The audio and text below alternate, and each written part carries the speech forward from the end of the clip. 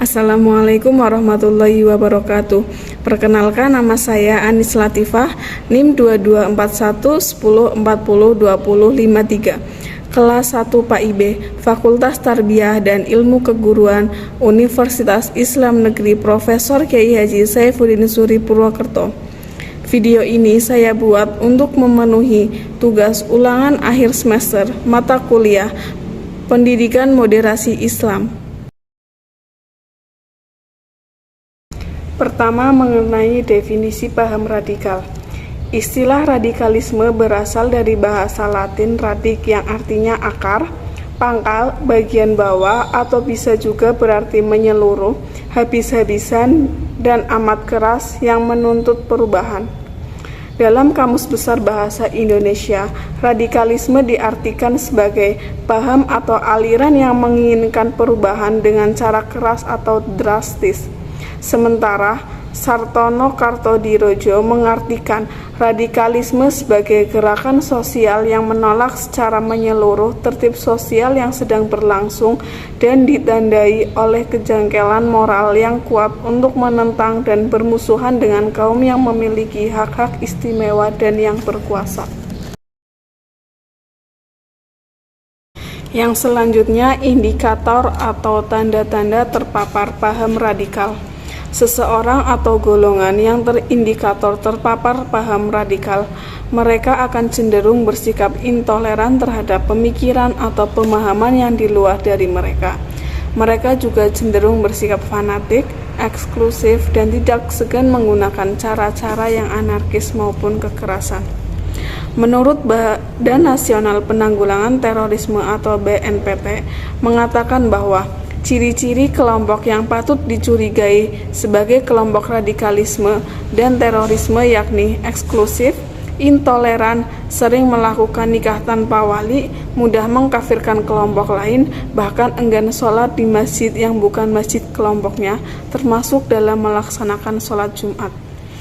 Menurut analisis kebijakan definisi Humas Polri, Kombes Sulistyo Pujohartono mengatakan bahwa masyarakat yang sudah terpapar paham radikal bisa dideteksi dari 4 indikator, yaitu yang pertama, tingkat intoleransi, fanatisme, eksklusivitas, dan revolusi.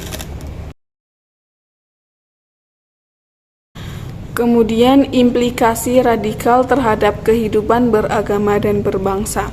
Implikasi radikal terhadap kehidupan beragama dan berbangsa yang pertama yaitu persatuan dan kesatuan bangsa akan terpecah belah, keamanan dan kedamaian suatu negara akan terancam, dan yang terakhir, hancurnya tatanan kehidupan suatu negara. Yang selanjutnya yaitu konsep pendekatan persuasif dalam menghalau gelombang radikalisme. Konsep pendekatan persuasif yang pertama yaitu memperkuat pendidikan kewarganegaraan dengan menanamkan penanaman yang mendalam terhadap 4 pilar kebangsaan, yaitu yang pertama Pancasila, Undang-Undang Dasar 1945, Negara Kesatuan Republik Indonesia, dan Bhinneka Tunggal Ika. Kemudian yang kedua, mengarahkan para pemuda pada beragam aktivitas yang berkualitas di berbagai bidang. Yang ketiga, mensosialisasikan ajaran agama yang santun, saling menghormati dan menghargai, toleransi, damai, cinta tanah air dan bela negara, dan ajaran agama yang rahmatan lil alamin. Kemudian yang keempat, membentuk tim siber anti radikalisme dan anti narkoba. Konsep pendekatan represif dalam menghalau gelombang radikalisme. Salah satu upaya penanggulangan radikalisme dapat dilakukan melalui upaya-upaya represif, misalnya dengan melakukan penindakan terhadap kelompok-kelompok radikal yang telah menggunakan cara-cara melawan hukum seperti kekerasan hingga melakukan penyerbuan terhadap kelompok-kelompok radikal yang sedang menjalankan aksinya. Memang tindakan represif untuk mengatasi masalah radikalisme perlu dihindari. Akan tetapi, hal ini bukan berarti bahwa tindakan represif tidak boleh digunakan sama sekali.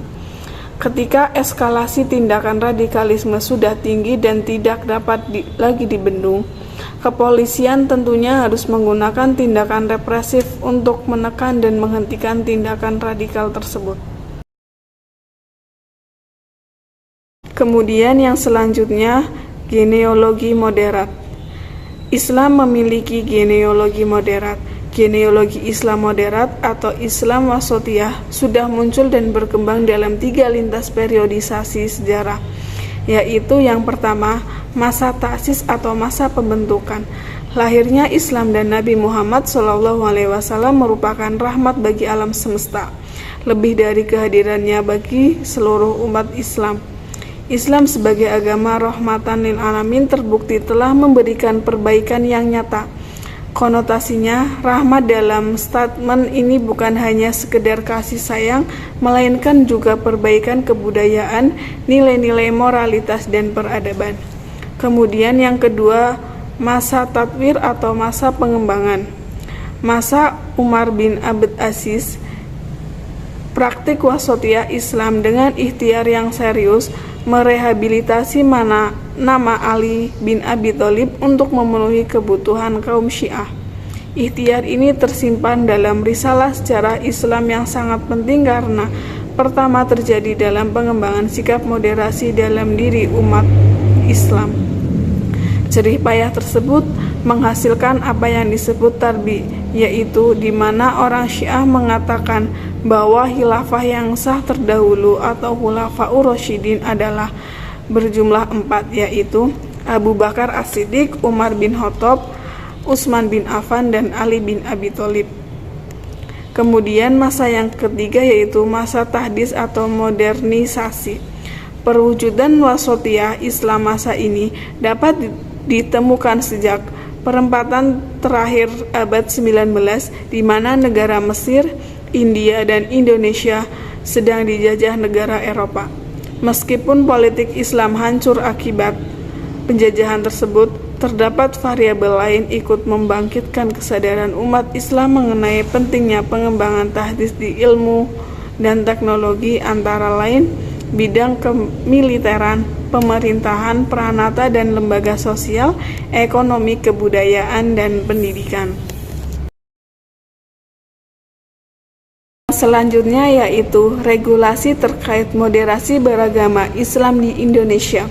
Moderasi beragama adalah sikap dan pandangan yang tidak berlebihan, tidak ekstrim, tidak pula radikal. Dalam agama manapun termasuk Islam, sikap moderasi diperlukan untuk menjalin kerukunan antar umat. Dalam proses perwujudan keharmonisan hidup berbangsa dan beragama, sikap moderasi sangat dibutuhkan. Sikap ini dapat membuat pelakunya cenderung netral dan tidak berlebihan. Seseorang yang moderat tidak akan mengklaim dirinya merupakan pihak yang paling benar. Ia tidak menggunakan legitimasi teologis yang ekstrim, tidak menggunakan paksaan maupun kekerasan, serta tidak berafiliasi dengan kepentingan politik manapun. Langkah yang bisa diterapkan untuk mewujudkan moderasi Islam yaitu antara lain bersikap tasamuh, tawazun, i'tidal, musawah, dan syura. Yang terakhir yaitu mengenai urgensi pendidikan moderasi Islam. Urgensi pendidikan moderasi Islam yang pertama yaitu menambah wawasan dan ilmu pengetahuan mengenai moderasi beragama. Kemudian, dengan kita mengetahui tentang moderasi beragama dan dapat mengimplementasikan dalam kehidupan, kita berarti ikut andil dalam mewujudkan kehidupan yang damai dan harmonis. Kemudian, dengan pendidikan moderasi Islam, itu akan mengajarkan kita untuk selalu bersikap moderat dan toleransi. Kemudian, akan memberikan pemahaman bahwa segala sesuatu yang ekstrim, berlebihan, liberal, radikal itu akan menghancurkan persatuan dan kesatuan bangsa. Sekian video ini saya buat. Kurang lebihnya saya mohon maaf dan semoga bermanfaat. Wassalamualaikum warahmatullahi wabarakatuh.